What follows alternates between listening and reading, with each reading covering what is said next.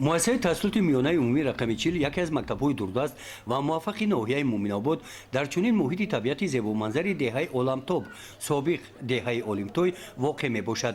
ختم کنندگان این مکتب با اشتراک فعالانه‌شان در آزمون‌های جمهوریوی افتخاری معارفچیان ناحیه گردیده در این ماه برای داخل شدن به مکتب‌های عالی طریق مرکز ملی تستی برای به قیدگیری آمادگی می‌بینند. از شماره 22 نفر 16 نفری ختم کنندگان را دختران تشکیل می‌دهند.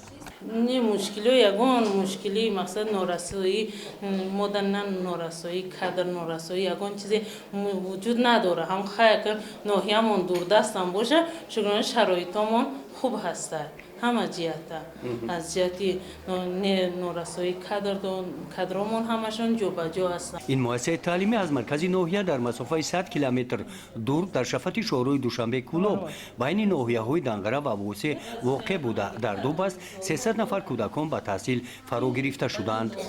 گزارش خوجا نظریف خدای نظر ظهوروف از ناحیه بوسه برای برنامه اطلاعاتی نوید.